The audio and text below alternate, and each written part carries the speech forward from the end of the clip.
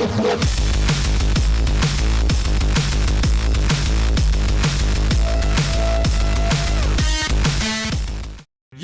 we can! Oui, nous pouvons parler de jeux vidéo ce soir. Salut tout le monde, Salut tout le monde. c'est Alan.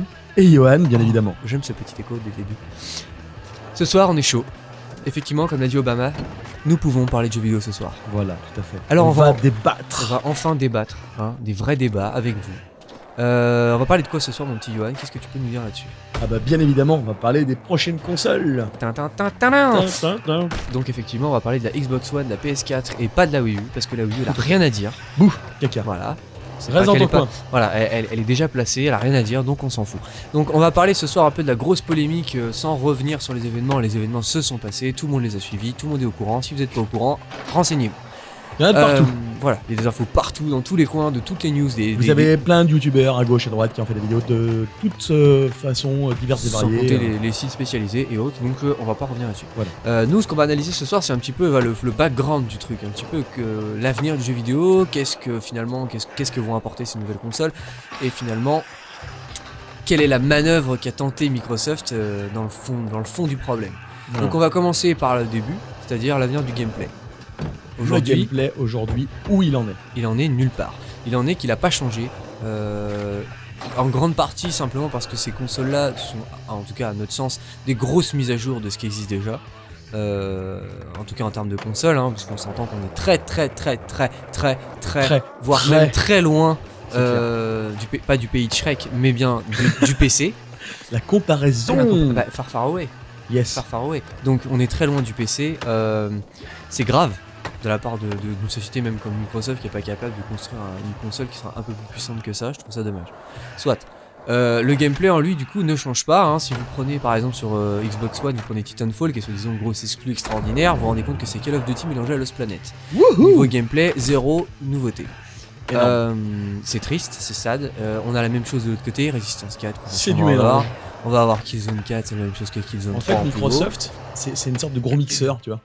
Mais même Sony part sur le même type de gameplay, il n'y a aucune évolution, on aura toujours Ninja Gaiden, les nouveaux Devil May Cry et je t'en passe. Oui, peut-être un final 14 finalement, qui passe que sur PS3, que sur PS4 je veux dire. Ouh, quelle exclusivité.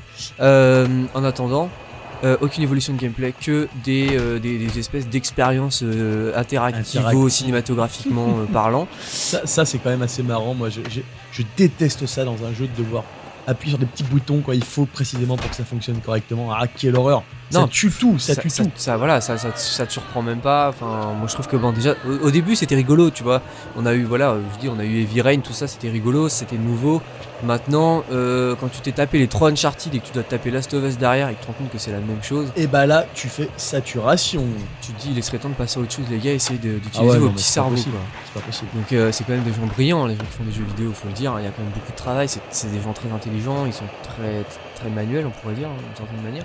Je trouve ça dommage qu'ils aient pas eu l'initiative de pousser un petit peu les éditeurs à aller plus loin, à tenter des nouvelles choses. Et finalement, les gens qui ont tenté de nouvelles choses, même sur la PS3 encore, finalement, rien qu'avec Uncharted, on l'a vu, ils ont tenté, ça a marché, c'était un carton total parce que les gens ont accroché, parce qu'il y avait de l'originalité là-dedans.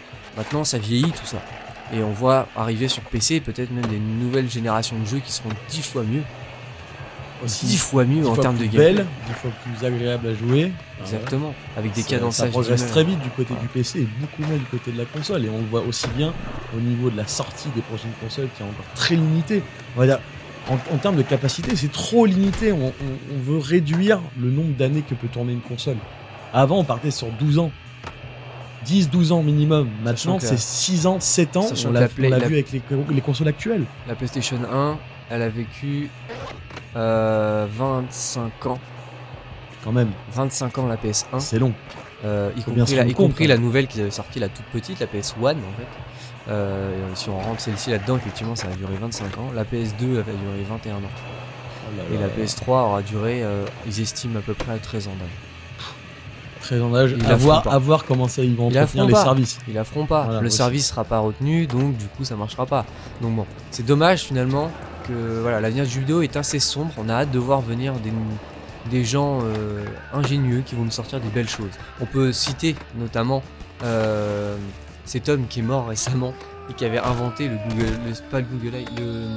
que c'est une espèce de grosse machine à tapis roulant avec des lunettes 3D en fait. Et un Oui, vrai exact. système très très Qui bien fait reproduisait 3D. une scène en fait. Exactement, qui utilise en plus la caméra et qui utilise les caméras et les capteurs qui sont dans le tapis en fait, dans le système, qui te permettent de jouer. Alors le mec il a fait des démos tests que vous pouvez trouver sur internet sur Team Fortress. C'est énorme. C'est énorme sur un jeu comme ça, c'est assez spécifique, c'est vraiment intéressant à voir. Donc ils ont été brevetés là récemment, ils ont été pendant le 3, il a été abordé cet homme là, il est mort. D'après ce que j'ai entendu, il était mort très peu de temps après, bêtement, vraiment bêtement.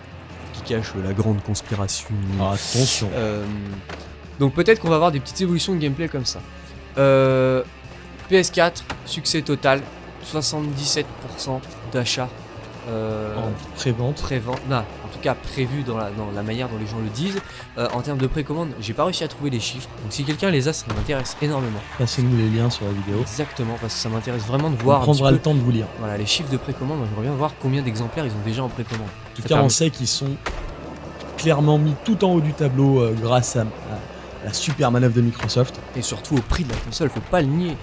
100 € de moins sur une console, ça fait son. Vu le prix des consoles en tout cas, ça fait le choix. Alors le choix attention, est vite fait aujourd'hui. Microsoft se défend en disant les 100 € que vous avez de plus par rapport à la PS4, c'est uniquement parce que vous avez la Kinect.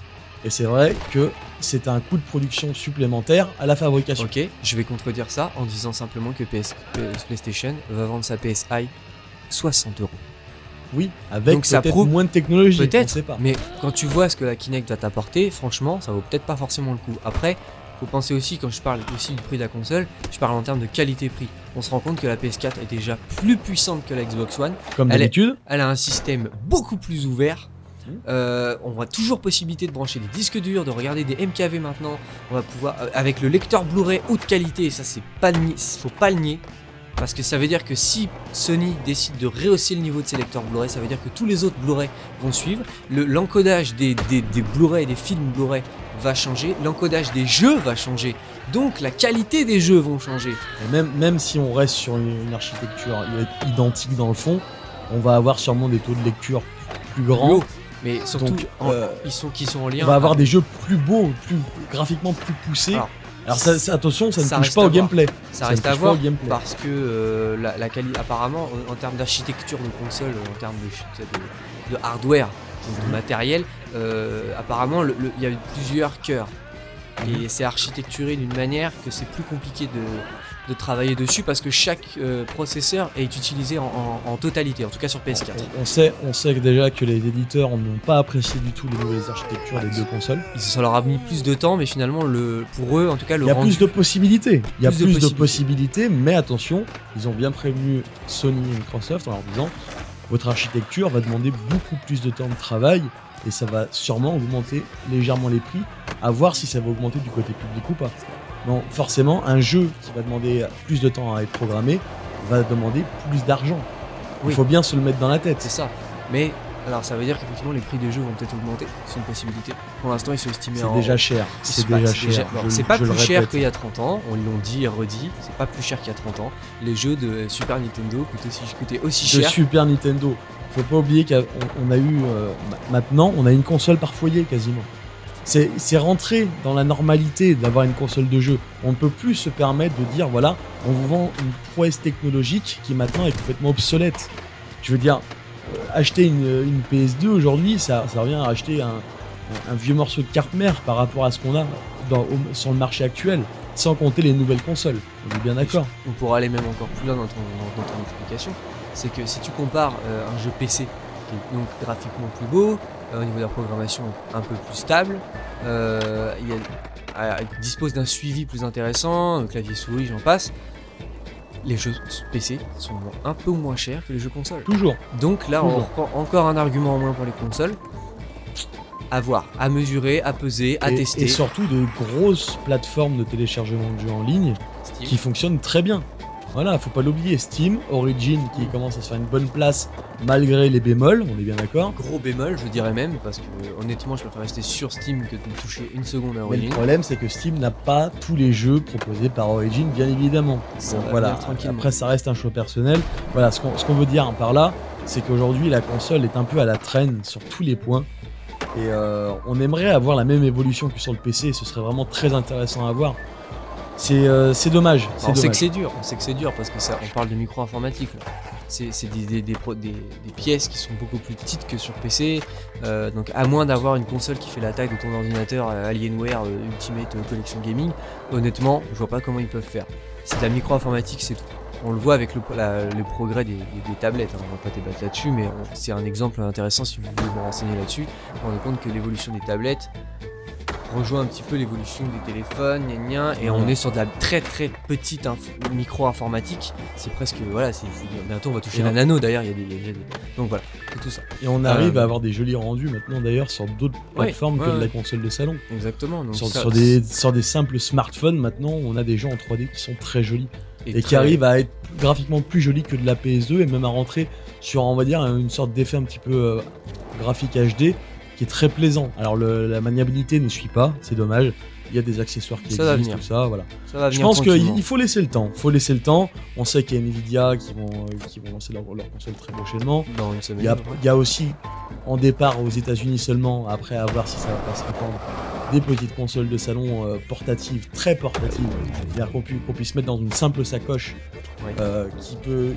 qui puisse, on va dire, jouer sans CD, uniquement par du cloud, ce qui était proposé à la base par Steam, et maintenant les nouvelles consoles, Microsoft en a parlé un petit peu, même si ce n'est pas faisable à mon avis avec le réseau français, on est bien d'accord. Clairement c'est impossible. Donc, à voir derrière, si on arrive à... Ça va prendre du temps, ça va prendre une dizaine d'années peut-être, mais dans 10 ans, qui sait, peut-être qu'on pourra brancher son portable sur la télé et se dire, voilà, j'ai une console Full HD avec une maniabilité, avec une vraie manette. Voilà, ça va venir. Moi, je mettrais plus d'avenir sur la Steambox, donc la nouvelle console de Steam, enfin la première console de Steam, qui va utiliser donc tout le système Steam. Vous achetez vos jeux sur PC, vous les retrouvez sur votre petite Steambox. Vous jouez sur votre écran HD avec Dolby et manette. Et donc ça, c'est vrai que c'est pas négligeable. Je donne beaucoup d'avenir à la Steam. J'aimerais bien savoir où ils en sont un petit peu. Maintenant, parlons de ce qui nous intéresse personnellement. Le plus, c'est toute la notion du social gaming. On en parle beaucoup entre nous. Alors, nous, le social gaming, comment on se place ? On se place comment ? Nous, on aime le contact. Le contact direct. On aime parler entre nous, face à face, dans les yeux, contact de pas peau. Derrière un téléviseur avec un micro. Voilà, nous on trouve que ça a perdu de son charme. C'était attirant au début parce que c'était nouveau. Aujourd'hui, c'est un peu le théâtre du n'importe quoi, de l'insulte et de la haine. Souvenez-vous de l'époque où vous vous mettiez tous ensemble dans une pièce avec 4 manettes sur un Mario Kart, sur n'importe quoi. Pour jouer à Crash Tag. Oh là là, Crash Tag, mais c'était magnifique. Fantastique. Maintenant, on n'a plus ça. Cette réunion que vous pouviez avoir avec vos amis, de dire, allez, on prend 2 heures de notre temps, on joue entre nous, on se tape des grosses barres devant un paquet de chips et une bouteille de coca ou plus pour certains. Le vrai jeu vidéo. Voilà, le vrai ressenti du jeu vidéo, c'est jouer pour le plaisir de jouer et pas uniquement faire de la compétition constamment. Il y a un monde qu'on n'explore pas assez de ce côté-là, et je pense que on a dans l'idée de réussir à faire quelque chose dans l'avenir. On va essayer de réunir les gens, de créer une vraie communauté de jeux, de joueurs, de gens qui aiment jouer, et même de casual gamers, parce que eux aussi ont envie de côtoyer un petit peu les hardcore ou même les moyens gamers. Voilà. Il faut laisser de la place pour tout le monde. Voilà, il faut que tout le monde s'intègre. On est une communauté très très forte. Si vous avez tous vu l'énormité des chiffres en termes de divertissement, le jeu vidéo dépasse de plus de 40% le cinéma, qui est déjà le deuxième pôle divertissement au monde. Le jeu vidéo, se rendre compte quand même que le jeu vidéo maintenant c'est partout et ça rentre en format économique, ça rentre dans tout et on va avoir du gros travail. Mais il faut réussir à cadrer. Il faut cadrer ce travail parce que sinon on va finir comme sur tous les autres concepts, on va se faire brider.